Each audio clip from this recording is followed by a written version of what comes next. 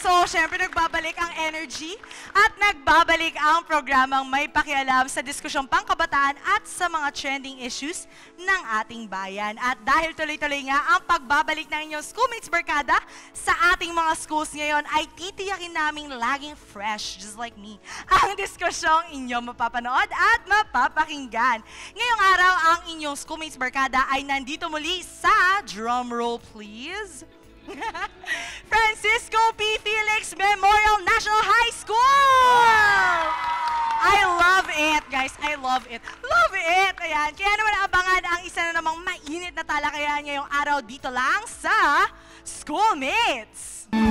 Isigaw ang tinig mo, ihayag sa buong mundo ang karapatan, kalayaan. Buksan ang isip mo, sa alaman ng yaman mo, sa karapatan, sa kalayaan.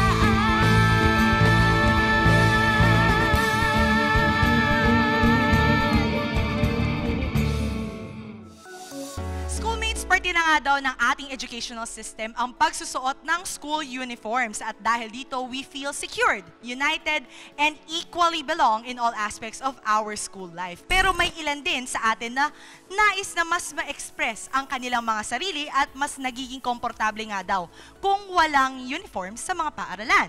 And schoolmates, matatandaan natin noong taong 2016 nang iminungkahi ng former President Rodrigo Roa Duterte ang no school uniform policy sa mga public schools sa buong bansa.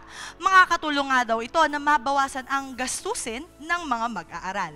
Mas naging mainit pa yung usaping ito dahil mas naging agresibo nga daw ngayon si Vice President and Education Secretary Sara Duterte ng kanyang ihayag na hindi obligado ang mga estudyante sa pagsusuot ng school uniform sa mga paaralan at mas pag-iitingin pa nga daw ang DepEd Order No. 65 Series of 2010.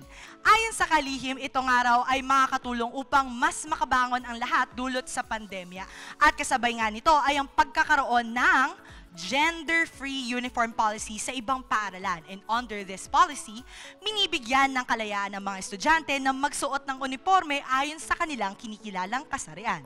Kaya naman schoolmates, sa nagbabagong panahon, ay mas palalalimin pa natin ang usapin kung dapat ba or hindi nga ba dapat magpanatili ng dress code sa mga paaralan.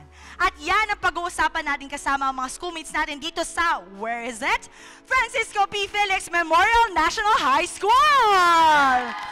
Okay, sa haba na nag-introduction ko kanina ngayon, kikilalanin na natin ang unang grupo na naniniwalang dapat panatilihin ang dress code sa mga paaralan. Sila ay sina Lawrence, Aliyah, and Jeros. Yes, as she said that school uniforms promote a sort of unity as well as security and identification among all students, while also providing comfort and self-esteem towards everyone who is enrolled. Alright, so sa atin namang ikalawang grupo na naniniwalang hindi panatilihin ang dress code sa mga paaralan, makakasama natin sina Aaron, Janaya, and JD. Forgive me for wearing a mask because I have allergies today. But anyways, by definition, school uniform code is a set of rules or guidelines that specifies the certain type of clothing that students should use or should utilize inside a given institution, academic institution, which is this school. By implementing a mandatory school uniform code, we are hindering them from attaining or reaching possibilities or many things. So bakit nga ba natin dapat hindi i-implement ang mandatory school uniform code? Mainly because parang tinatapakan natin, or hindi naman tinatapakan, pero hinahadlangan natin yung freedom of expression ng mga bata na nakakaapekto sa kanila emotionally and mentally. Pangalawa, lubha o negatibo ito nakakaapekto sa mga estudyanteng parte ng LGBTQIA community.